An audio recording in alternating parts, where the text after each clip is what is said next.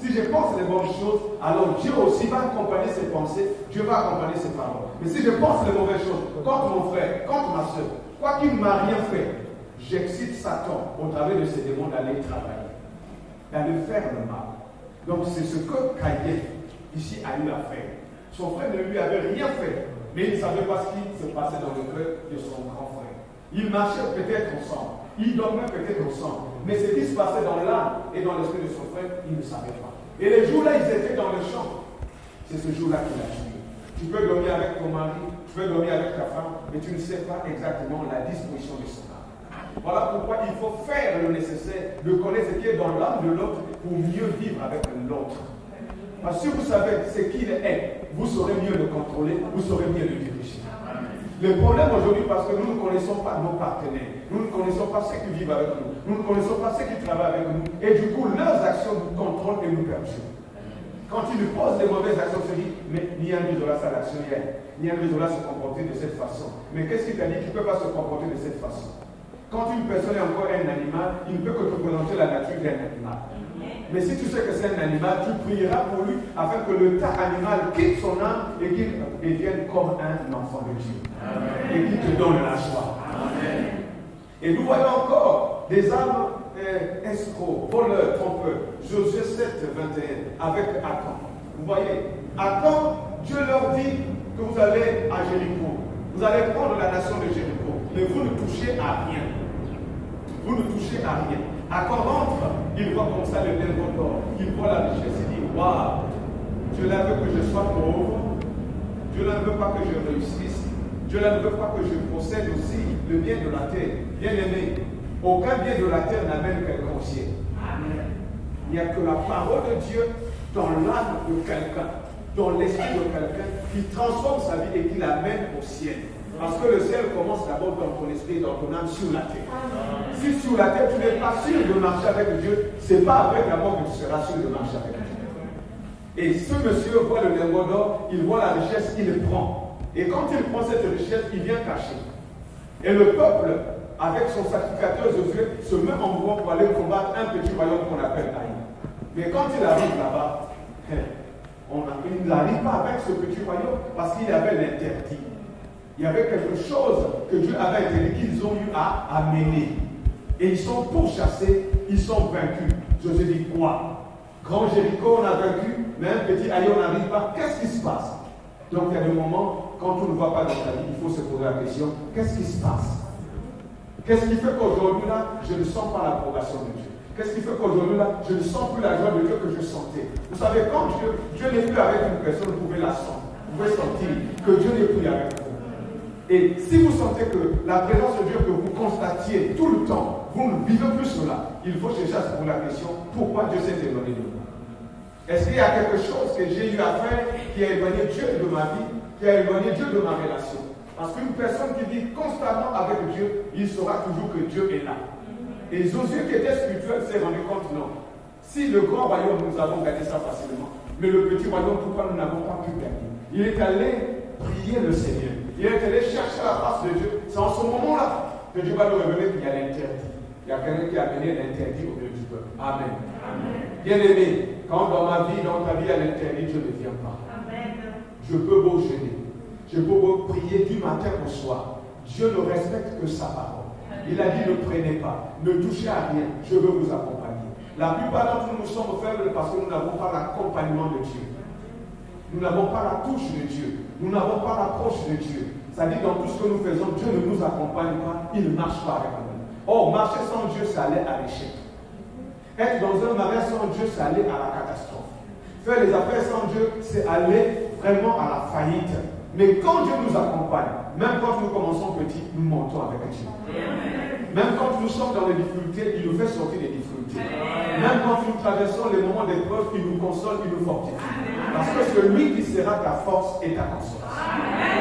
Et Israël ici a mené l'interdit. Et cet interdit a éloigné Dieu. Parce que Dieu ne respecte que sa parole.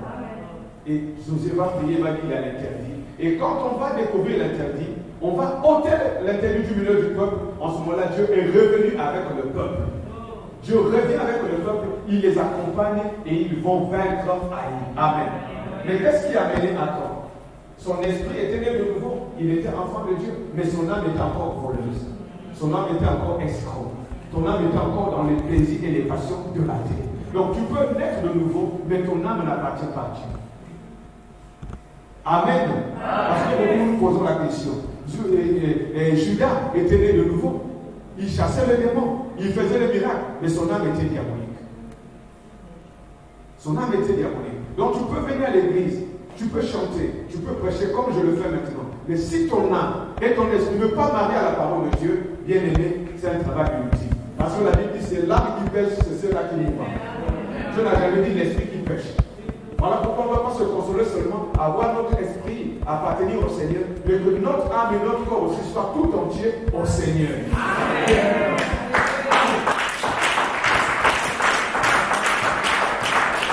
Alors vous allez voir qu'il y a des âmes qui sont impudiques. Des âmes qui aiment vraiment de manifester le désir de la chair. C'est-à-dire qu'une telle âme pouvait vous conseiller, pouvait vous faire vous s'allier avec une chose. Vous s'allier avec adultère, ne vivre plus de cette façon-là. Laisse la fornication, laisse telle ou telle chose. Frère, si cette âme-là n'est pas née de nouveau, vous pouvez donner tous les conseils du monde. Vous pouvez même jeûner, vous pouvez même faire tout ce que vous voulez. Dès qu'il sortira de Dieu, il va commettre. Il va toujours commettre la fornication. Pourquoi? Parce que c'est plus fort que lui. Il faut qu'un plus grand vienne habiter dans son âme. Un plus fort qu'on appelle Jésus vient habiter dans son âme pour détruire la maquette de la fornication et de l'adultère qu'il a reçu de son père et de sa mère au travers du sang pour que ce frère ou cette soeur soit libéré. Amen. Si Jésus-Christ ne vient pas habiter dans son âme et dans son esprit, donner tous les conseils, il peut faire une semaine, il est conscient. Il peut faire 2 semaines, il est conscient. Un mois, il est conscient. Mais dès que la force là retrouvera encore l'énergie, la force là va manifester encore sa force et sa capacité. Le mari va sortir, la femme va sortir, le frère va sortir. C'est ce qui fait que même quand on est marié, si Christ n'occupe pas votre âme, votre esprit, vous tromperez votre femme, vous tromperez votre mari. Quoi qu'étant dans un foyer. Et tout le temps, vous aurez ce qu'on appelle la culpabilité. C'est ce que j'appelle la guerre de l'âme. C'est-à-dire le diable te pousse d'abord à poser une action et à la fin tu te mets à regretter. Et c'est ça l'enseignement que je veux donner ce matin. Comment tu peux sortir de la culpabilité?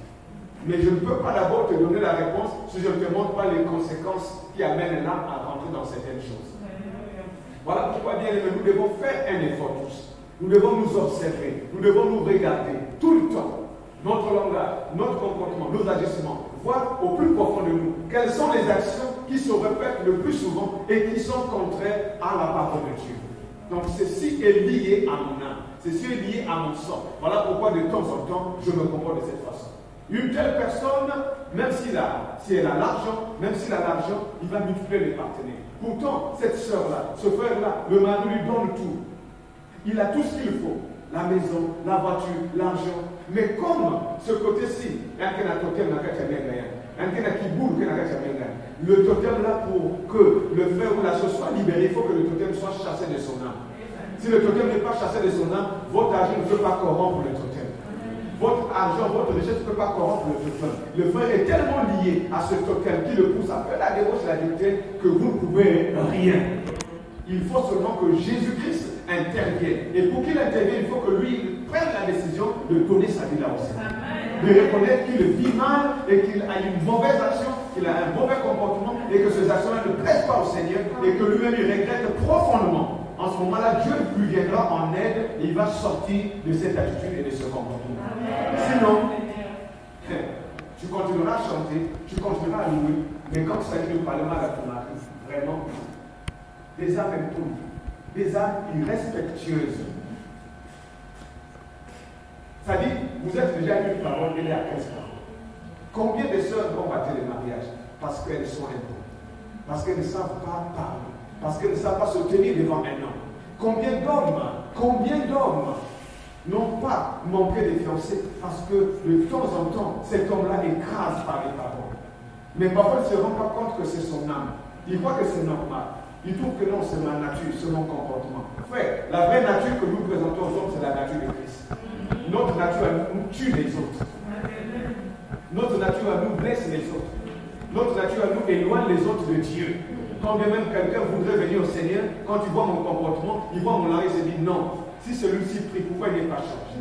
Mais ce n'est pas que je ne suis pas changé, mais je ne veux pas faire l'effort que Dieu me change. Dieu est capable de me changer. Dieu est capable de te changer. Mais si je ne décide pas que Dieu me change, il ne fera rien. Voilà pourquoi nous constatons que beaucoup de gens veulent venir au Seigneur et se disent, mais c'est des gens qui vont prier, c'est des gens qui vont adorer. Eux-mêmes ne sont pas exemplaires. Eux-mêmes ne suivent pas ce que la Bible dit. Eux-mêmes ne vivent pas ce que la parole de Dieu dit. Mais si je vais là-bas, je vais être pire que lui. Je vais juste adhérer dans une communauté de pécheurs. Je vais adhérer dans une communauté des impunis. Je vais adhérer dans une communauté où les gens font de la fausseté. Et ça va blesser ce monsieur, ça va blesser ce frère, ça va blesser cette soeur, et la personne ne peut pas venir. Si notre témoignage à nous qui venons au Seigneur ne peut pas amener les gens, hommes comme femmes, à croire en Christ, c'est que notre vie n'est pas devenue la vie de Christ. C'est-à-dire nous sommes encore nous-mêmes. Voilà pourquoi, bien aimés, nous devons faire un effort. Il y a des gens qui parlent trop mal. Ils ne se rendent pas compte que chaque fois qu'il parle, il parle mal. Il peut même penser dire les bonnes choses, mais son langage n'est pas un bon langage. La manière de dire les choses blesse toujours. Et quand vous l'écoutez, vous vous rendez compte que c'est un venin qui sort. Mais ça vient d'où? De son âme. C'est son âme qui est comme ça. Mais la personne elle-même ne se rend pas compte que mes paroles blessent les gens. Mes paroles font du mal aux gens. Qu'est-ce qu'il faut faire? Il faut d'abord commencer à revoir exactement l'état de ton âme. Il y a des âmes querelleuses. Des âmes qui aiment vraiment se disputer. C'est-à-dire, si elle ne se dispute pas, elle n'est pas tranquille. Même quand le monsieur ne veut pas, même quand la femme ne veut pas, il faut qu'il crée un problème. Même là, on ne peut pas créer un problème, il faut qu'il en crée. Pourquoi? Parce que c'est dans sa nature. C'est une famille des gorilles, c'est une famille des batailleurs, c'est une famille où les gens aiment se battre. C'est rentré dans son sang, indirectement, il pose ces actions-là, sans se rendre compte que c'est lié à sa famille. Et vous verrez des femmes qui tapent leur mari dans les maisons. Et elle est contente. Elle est contente. Elle est dans la joie. Elle fait même la publicité. Il y a des femmes qui prennent même le dessus dans les foyers, tout en sachant que ce n'est pas sa position. Ce n'est pas la femme qui est plus grande, c'est l'homme qui est plus grand. Et quand ton âme ne comprend pas ces choses-là, vous ferez le contraire de la volonté de Dieu et vous croirez que Dieu vous assiste. Tu parles en langue, tu prophétises, tu manifestes les dons, mais ton caractère est différent de la parole de Dieu. Pourquoi? Parce que ton âme et mon âme est encore liée au sang, au colombe du cas, du sang de mon père et de ma mère. Voilà pourquoi la parole vient comme l'alcool pour nettoyer, pour purifier l'état de nos âmes et nous rendre propres au Seigneur. Il y a des gens, tout le temps, ça dit s'ils ne créent pas une situation, s'ils n'inventent pas une situation, s'ils n'inventent pas une information, s'ils ne passent pas de maison en maison pour critiquer quelqu'un, pour calomnier, son âme ne peut pas être tranquille. Et la personne ne peut pas se dire, mais pourquoi j'agis comme ça? Pourquoi j'ai un tel comportement? Elle ne peut pas se dire, est-ce que le Seigneur, tu vas me libérer? Parce que chaque fois que je circule, je parle mal, je critique, je dénie, que je fais ceci, mais je suis en train de blesser les personnes. Et je n'arriverai pas à réparer ces vies-là. Quand nous détruisons les vies des autres par les calomnies et les médisances, nous trouvons cela favorable, mais nous détruisons les vies des gens. Nous mettons à terre les vies des gens en donnant des mensonges, en donnant des faussetés. Et à la fin, les personnes là, parfois, pour se relever, ça devient difficile. Mais toi, qui es allé poser des problèmes, tu es quelque part. Ta conscience ne te dit rien. Tu n'as même pas un esprit de repentance. Ça ne te dit rien. C'est une âme querelleuse. Une âme qui aime vraiment les troubles. Une âme qui amène la confusion. Une âme qui, de temps en temps, quand la personne est là, deux personnes étaient bien, mais dès que la troisième vient s'ajouter, c'est elle qui commence à vous diviser. Vous vous entendez bien, vous vivez bien, vous vous comprenez bien, mais dès que tu as pris une amie, tu as pris un ami, vous avez ajouté à votre relation, c'est cet ami-là qui vient. Pourquoi? Parce que son âme est corrompue. Son âme ne connaît pas la volonté de Dieu. Combien de fois les chrétiens dans les églises, les pasteurs, les anciens se battent, même pour les gains de la vie, pour la cupidité, pour de l'argent. On entend un pasteur qui se bat pour une petite vie. On entend un ancien et un autre qui se battent pour des promotions, pour des postes. On entend des frères et des sœurs de l'église qui ne s'entendent pas. Pourquoi? Parce que nos âmes sont encore charnelles.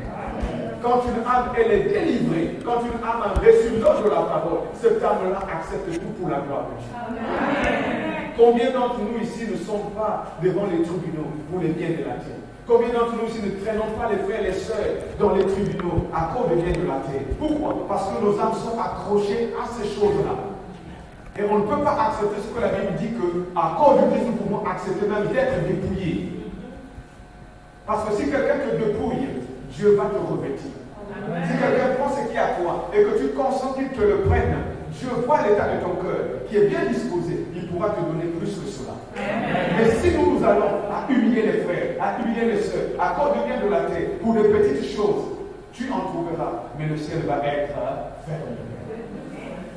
Et beaucoup d'entre nous ici, le ciel est déjà fermé.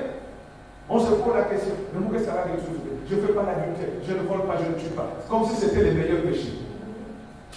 Alors que pour Dieu, tout est péché. Déjà l'injustice, déjà penser mal, déjà soupçonner, déjà critiquer, déjà dénigrer, déjà honnir les gens. C'est des attitudes qui poussent que nous sommes des âmes orgueilleuses. Parce qu'une âme orgueilleuse voit qu'il n'y a que elle, ou il n'y a que lui qui est mieux que les autres. Je ne vois que moi-même, les autres n'ont pas de la valeur. Je dois d'abord tirer de mon côté. Le bénéfice doit d'abord être de mon côté. Mais les autres. Mais Christ n'a pas fait ça. Christ a vu d'abord ton côté à toi. Il a vu d'abord mon côté à moi. Parce qu'il s'est dit, si je ne descends pas pour sauver Niki, je ne descends pas pour sauver Michel, je ne descends pas pour sauver Nadège, elle ne peut pas se sauver elle-même. Elle n'a aucune capacité de se sauver. Voilà pourquoi Jésus, à cause de son amour, est venu afin de nous donner son identification. Afin que tous ceux qui viennent au Seigneur Jésus-Christ, qui croient en sa parole, deviennent comme lui, vivent comme lui et marchent comme lui. C'est ce que 1 Jean est en train de nous dire, 1 Jean 2, versets 4 à 6. Ceux qui l'ont connu doivent marcher comme lui-même il a marché. Mais comment Jésus a marché? Comment Jésus a marché? Vous voyez, tout le temps, nous avons la guerre de l'âme. Vous verrez qu'il y a des âmes paresseuses. Une vraie femme ne peut pas rester jusqu'à 8 h 9 h au lit. C'est une femme paresseuse, c'est une âme paresseuse. Pourquoi tu restes encore au lit jusqu'à 9 h? Une femme, tu es mariée, tu es dans un foyer, tu tiens un foyer jusqu'à 9 h, même s'il y a des ménagères. Mais tu es celle qui tient ta maison. Il y a des femmes qui ne voient même pas comment leur mari sort le matin, qui ne savent même pas quelle est la tenue que son mari a portée. Mais si quelque chose lui arrive là-bas, il y a des gens qui font les accidents, figure qu'il y a mais la tenue là, il est trouvé bacane. Mais si tu es une femme qui travaille, une femme travailleuse, une femme engagée, qui se dit chaque matin, avant que mon mari n'aille au boulot, il faut me salir un petit déjeuner, je dois m'en occuper. Je dois prendre soin de mon mari. Mais quand une âme est bien disposée, on fait du bien aux autres. Mais quand ton âme n'est pas complètement née de nouveau ou transformée, tu dois regarder que le mal que ton mari fait. Et ce mal-là va être un dépôt dans ton âme. Et quand ça va être un dépôt dans ton âme, ça te créera un caractère de monstre. Et le caractère de monstre fera que tu vas être une mauvaise femme, une mauvaise épouse dans le foyer. Mais quand toi-même, tu es né de nouveau et que tu comprends ce que Dieu dit, ce que Dieu te demande de faire, et tant que femme au foyer, et tant que homme au foyer, tu n'attendras pas que l'homme te demande, tu n'attendras pas que la femme te demande, tu le feras parce que Dieu te le dit de le faire. Même s'il a un caractère difficile, même si tu crois qu'il est mauvais, mais aussi vrai que tu vas le positiver, Dieu le changera.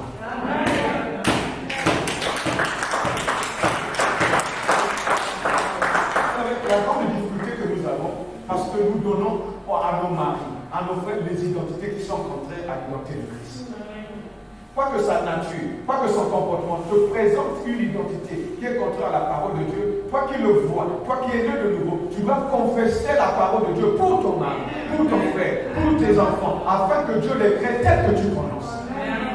Mais si ce que nous faisons, ça nous influence, alors à la fin nous donnons un nom, Moukouyu, le nom démon. Démon, il m'a sécurisé. Ton mari, il est déjà démon. Mais s'il est démon, il faut que tu sauves. Parce que les démons, c'est des mauvais esprits. Donc ton mari, c'est un mauvais esprit. Donc un mauvais esprit viendra, il va te torturer. Pourquoi? Parce que toi, tu lui as donné cette identité. Mais si tu te dis, malgré son comportement, malgré le comportement de ma femme, non, c'est le merveilleux mari.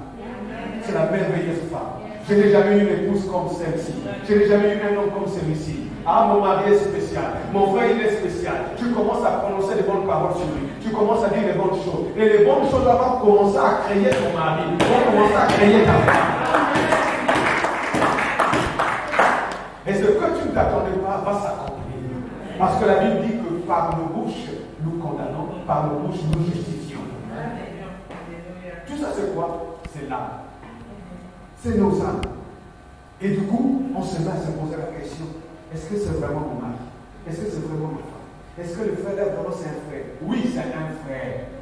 En dépit de ce que tu vois, c'est un frère. En dépit de ce que tu constates, c'est une sœur. Pourquoi? Parce que c'est une maison en construction.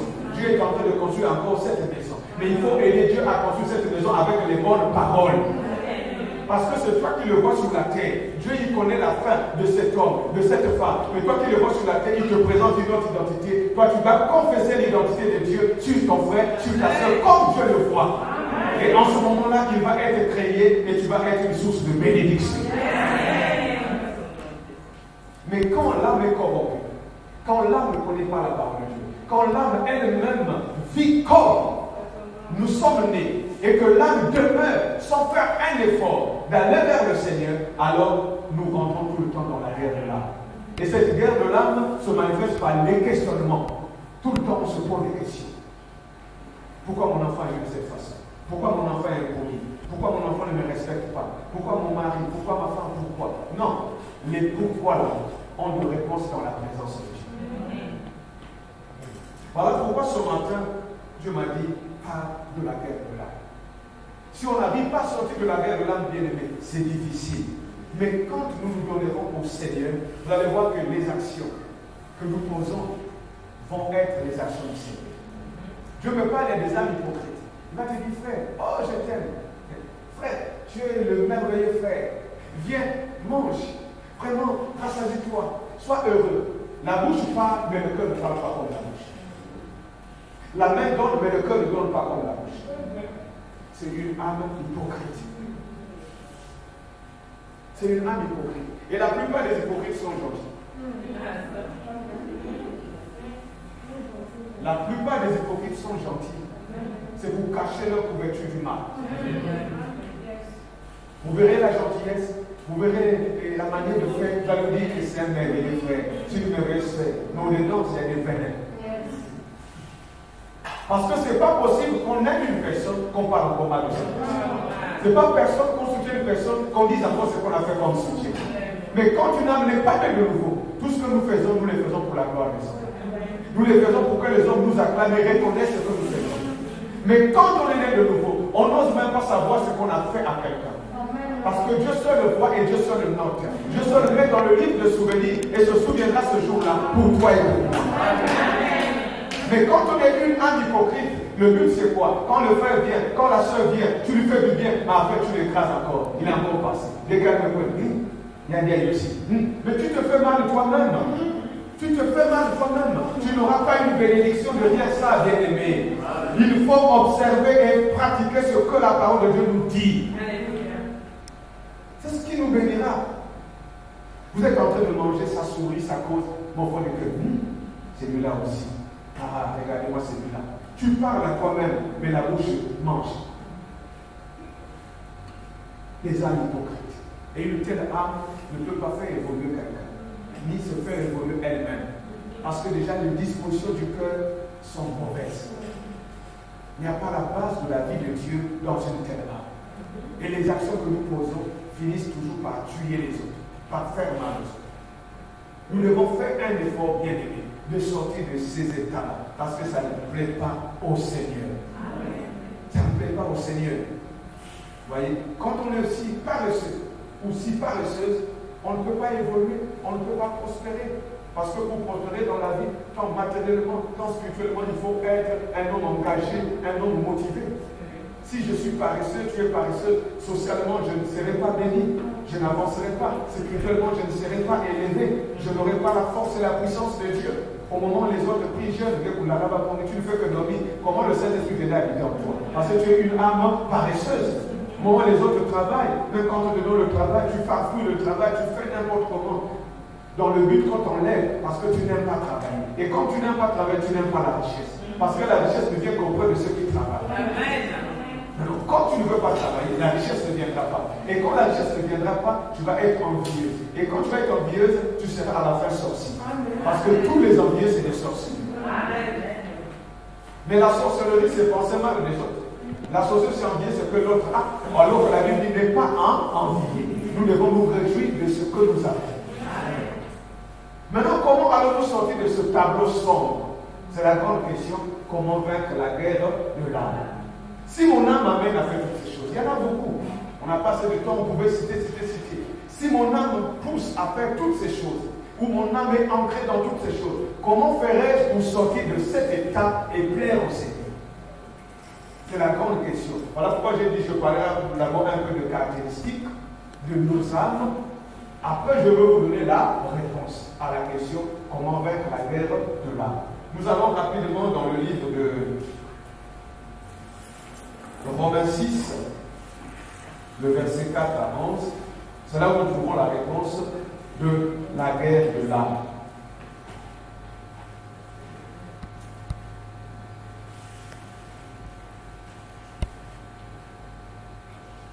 Romains 6, 4 à 11. Lisons la parole du Seigneur.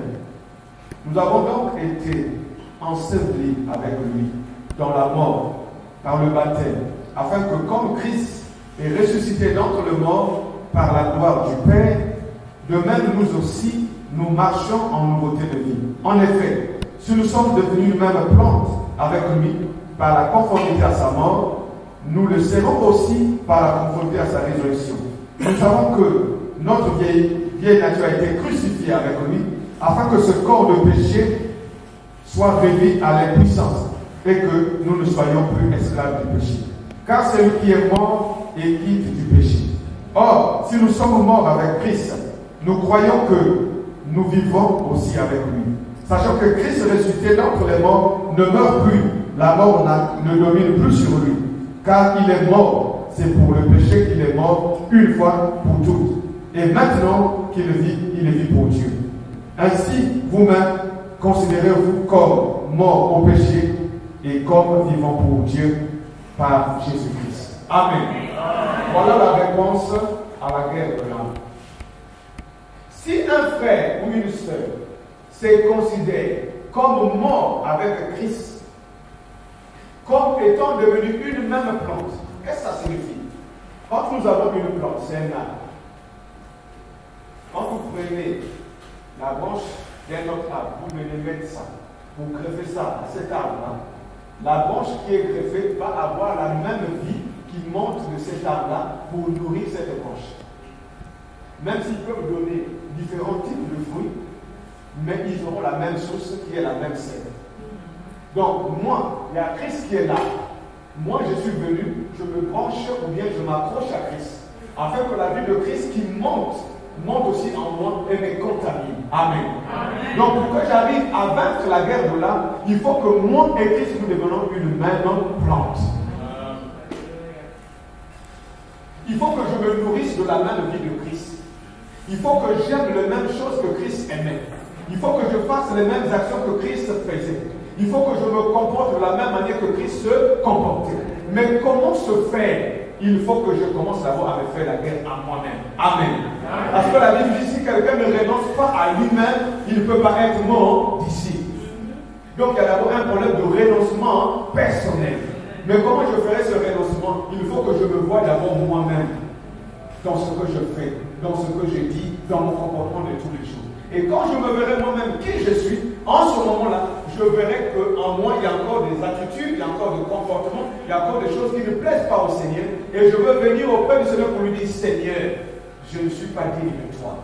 Le langage, le comportement, les actions que je pose ne sont pas de toi. Mais ça me fait quand même honte d'aller tout le temps à l'église. Parce que ce n'est pas le fait de venir à l'église que je serai enfant de Dieu. Mais c'est le fait de vivre comme toi. Fais à ce que, Seigneur, ta parole gagne mon esprit, gagne mon âme et que mon corps tout entier soit contrôlé. Vous savez que toutes les actions que nous posons viennent d'abord de l'intérieur. Alors, mais si toi et moi, nous ne développons que l'extérieur. La fois passée, je parlais de la coupe qu'on devait nettoyer de l'intérieur, pas de l'extérieur. Voyez, nous les chrétiens, on embellit plus l'extérieur. Je m'habille bien, je mets mes bijoux, tout. Mais oui, l'extérieur que tu embellis, c'est la nourriture de Satan. Parce qu'un corps embelli, sans être embelli à l'intérieur, expose ce corps à être dominé par les serpents. par le diable, par les puissances de ténèbres. Mais quand mon corps intérieurement est nettoyé, est purifié, je peux aussi nettoyer mon extérieur. Je peux nettoyer mon langage. Je peux nettoyer mon habillement. Je peux nettoyer mes relations. Pourquoi partout où j'irai, sur la nature de Christ que je veux présenter. Mais on fait un effort dans les églises à être propre. On s'habille bien. Pour plaire à qui? Les démons. Parce que les démons n'ont pas peur de votre habillement. Ils ont peur de l'habit qu'on appelle Christ dans l'homme. Quand l'habit qu'on appelle Christ habite un homme, habite l'âme d'une personne, en ce moment-là, le démon fléchisse même sans prier. Parce que vous devenez l'incarnation de la parole de Dieu. Or, la parole de Dieu vient pour transformer l'homme, afin que l'homme devienne identique à Dieu. Et qu'il parle comme Dieu, qu'il agisse comme Dieu, qu'il se comporte comme Dieu, et que tous ceux qui sont du monde, qui ne connaissent pas Dieu, viennent à Dieu rien que par le caractère. Sans même que vous ne prêchez l'évangile, votre caractère devient un évangile de Dieu. Amen. Et les gens peuvent dire, maintenant à l'église, amen. Vraiment, mettez-moi dans ça. Maman, mais ça réel, pourquoi tu n'as pas réagi de cette façon? Mais pourquoi? Parce que tu es devenu comme Christ. C'est ça ce que la Bible nous demande. Si nous ne développons pas une même plante avec Christ, on continuera à injurier le mari dans les maisons, on continuera à critiquer nos femmes, on continuera à critiquer les frères, on continuera à poser des actions négatives. Et les gens vont se dire, voilà ceux qui vont dans les églises. Frères, sœurs, si nous venons ici pour perdre du temps, Dieu ne perd pas le temps. Pour Dieu, le temps devait être gagné. Chaque jour qui passe, chacun devait recevoir quelque chose de Dieu en plus, pas en moins. Et on nous avait donné l'adage que la vie chrétienne c'est comme deux chiens, le chien noir et le chien blanc. Et votre vie dépendra de la manière dont vous nourrissez chaque chien. Le chien noir c'est la chair et ses convoitises. Le chien blanc c'est la nature de Dieu dans l'homme. Or, si la chair et les convoitises, c'est toi-même et tes désirs qui devaient être crucifiés avec Christ, plus vous nourrissez votre vie par la télévision, par l'internet, par les choses de la terre, par vos actions, par votre travail, le chien noir prend de la force. Le chien noir prend de l'énergie. Et le chien blanc est en train de se rétrécir. Et le chien noir va commencer à commander le chien blanc. Pourquoi? Parce que vous aurez plus la vie charnelle que la vie de Dieu. Mais si on nourrit l'âme et l'esprit par la parole de Dieu, par les méditations, par une prière constante, bien aimé, le chien blanc va grandir plus que le chien noir, qui est la chair et les passions. En ce moment-là, je me contrôle, je me dirige, je sais ce que je veux dire quand quelqu'un me parle. Je peux même savoir en avance ce qu'il va dire, parce que je deviens une partie de Dieu. En ce moment-là, le don de l'esprit se met en mouvement. Je peux avoir le discernement des esprits. Je peux savoir même tes désirs les plus profonds dans le cœur. C'est ce que les hommes de Dieu deviennent, parce qu'ils développent le chien blanc. Et plus tu développes les champs blancs, plus tu développes la nature de Dieu, plus Dieu peut venir habiter à toi, plus il peut faire de toi sa maison, plus il peut faire de toi l'instrument qu'il veut utiliser pour aider d'autres personnes sur la terre. Le problème, ce n'est pas Dieu, le problème, c'est toi et moi. Qu'est-ce que nous faisons de la parole?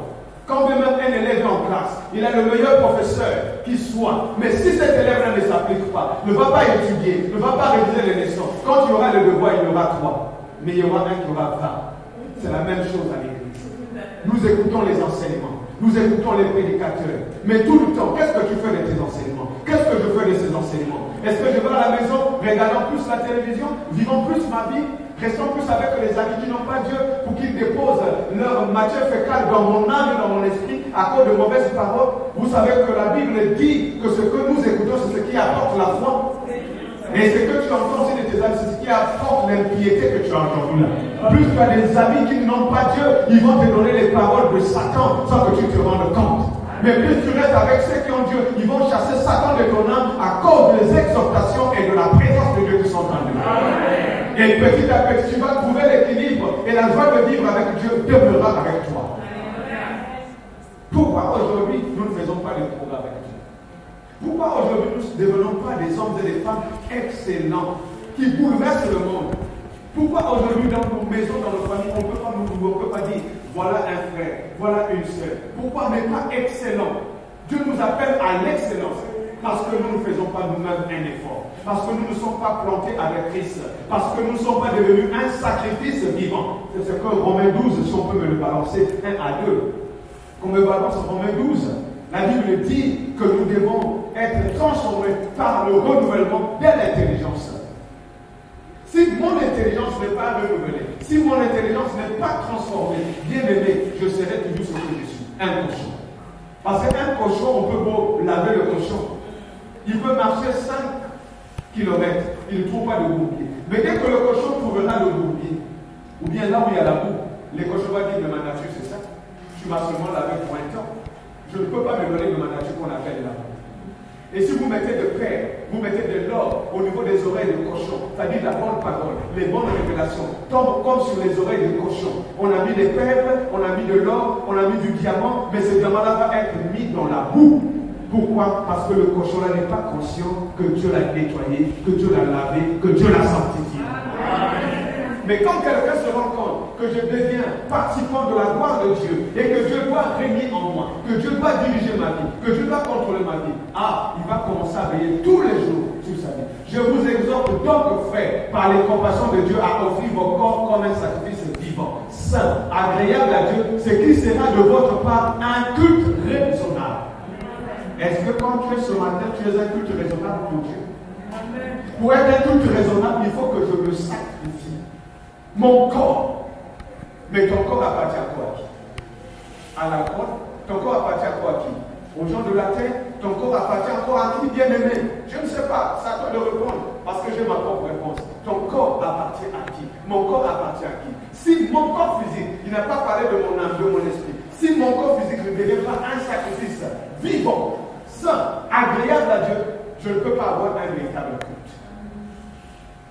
Parce que le véritable culte commence dès que le corps est sanctifié, le corps est mis à part. Et pour que le corps soit mis à part, il faut que l'esprit et l'âme aussi soient d'abord mis à part. Parce que c'est l'esprit et l'âme qui est la vraie personnalité de l'homme. Ce n'est pas le physique que nous voyons. Quand la Bible dit que nous sommes tous identiques à Christ, nous sommes nés à son image, à sa ressemblance, ce n'est pas le visage physique. Parce que physiquement, chacun a son visage. Amen. Quand nous voyons physiquement ici, chacun a son visage. Mais quand nous rentrons en esprit et que nous marchons comme Dieu, chacun a Christ. Quand Christ voit Fuma, il voit Christ.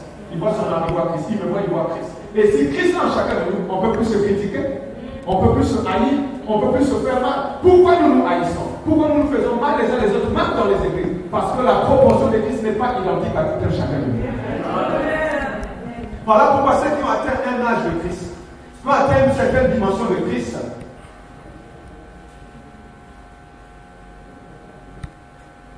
ceux qui atteignent la dimension de Christ agissent comme Christ le souhaite. Vivent comme Christ le souhaite. Parlent comme Christ le souhaite. C'est nécessaire, c'est important. Voilà pourquoi, bien aimé, je veux t'exhorter. Vraiment, ensemble avec moi, et tout le temps, à chercher la face de Dieu. La face de Dieu, non pas seulement la main de Dieu. Que tout le temps, tu communies avec le Seigneur. De la même manière que tu nourris ton corps physique, pour avoir la force et l'énergie nécessaires de vivre, il faut aussi nourrir l'âme et l'esprit. Parce que c'est l'âme et l'esprit qui te donnera la capacité de vaincre sur la terre les obstacles, les difficultés, les épreuves et tout ce que tu rencontres.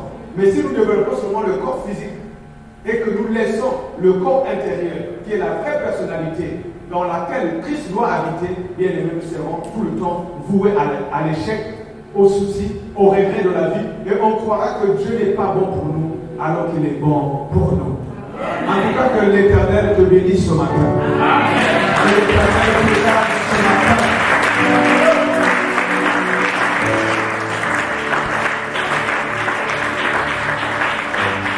Et tout ce que je n'ai pas pu te dire, que Dieu continue à te le dire.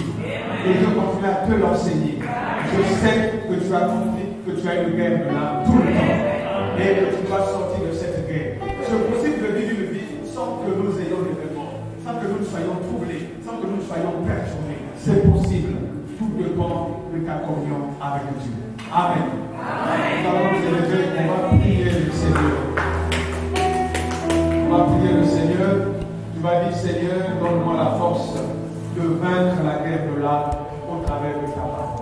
Tu vas prier le Seigneur pour dire, Seigneur, fais de moi un instrument pour la gloire de ton nom. Élève ta voix, commence à prier. Oh, merci Dieu tout-puissant. Merci pour cette parole. Toi qui as fait de nous, Seigneur, Oh Dieu, la portion de ta vie, la portion de ta divinité, et qui est venu sur la terre, devenant comme un simple homme, pour amener la divinité à être notre partage.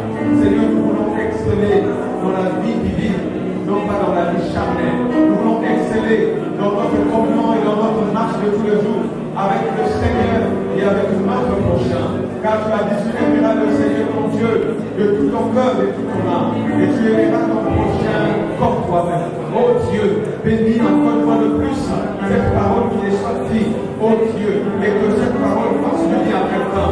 Cette parole consomme quelqu'un. Cette parole éclaire quelqu'un. Cette parole transforme quelqu'un.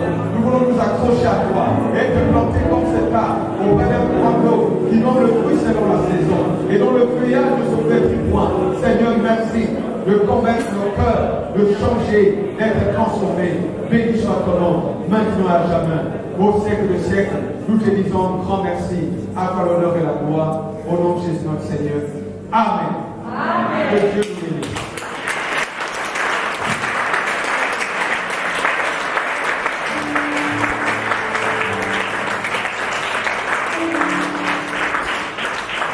Encore